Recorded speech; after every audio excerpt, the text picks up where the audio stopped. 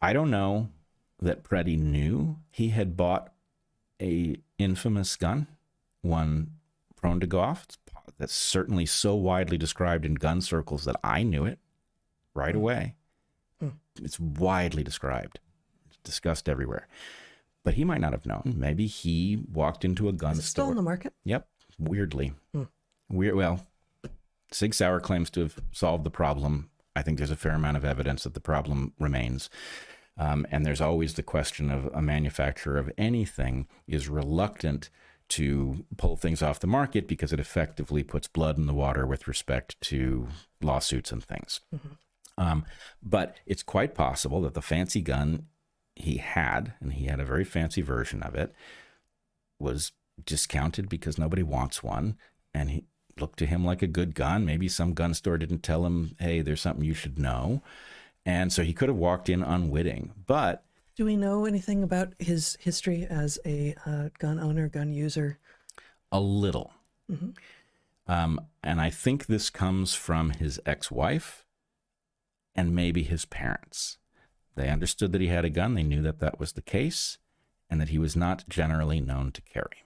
So, in my opinion, much rests on whether he chose that day. I guess I meant, was he a sportsman? Did he do target practice? Did he have experience? Did he sort of barely know how to use it? You know, there's a lot of range of it's easy to get a concealed carry permit. Yep. And the range of people with such is presumably almost as wide as the range of people without, in terms of what they know how to do. And I don't know that anything else hinges on this. I'm just curious about what an ICU nurse who has already had interactions with law enforcement in the current environment walks into a known chaotic environment legally armed and being in full awareness and capacity with regard to how to use your weapon is different from legally armed with a weapon that you have shot a few times. Right. Now, this is kind of what I'm getting at. And I want people not to focus so much on the details of the firearm as the analysis from the perspective of somebody who has been involved in these discussions about how to think about firearms and behave in a safe way. Mm-hmm. There are numerous things here which I would say he is legally entitled to do, but I would regard as reckless. And I don't mean legally reckless. Right. I mean reckless in the common parlance sense of the term. He's carrying a loaded firearm into a zone of conflict with armed federal officers. I wouldn't do that. If I was, let's say that's not a decision he made. Maybe he happened there by accident and somehow was not focused on the fact that, hey, I need to be extra careful and not go this direction because I'm armed and it could get bad. But then he steps in as the officer is behaving, I think, in an illegitimate way towards this woman, right? This officer shoves this woman to the ground and Pretti steps in.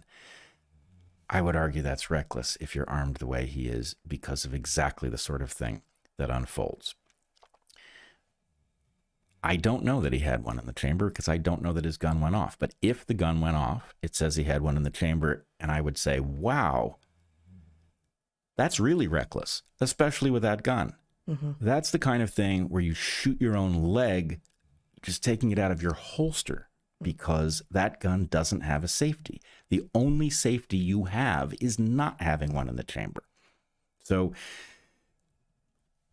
the number of things that suggest that this was not a sophisticated gun aficionado, but that this was somebody carrying a deadly weapon in a way that made the situation worse and not better. The number of things that point in that direction is substantial, and some of them are ambiguous, like did he have a round in the chamber? But we ought to be focused on that question because it does say something about what likely unfolded, right? And was it a tragedy? Yes. A family lost a son. But It doesn't mean that it wasn't a justified shooting. It doesn't mean that it wasn't mixed. The first person to shoot may have been justified and the rest may not have been. These are all things we would want to know.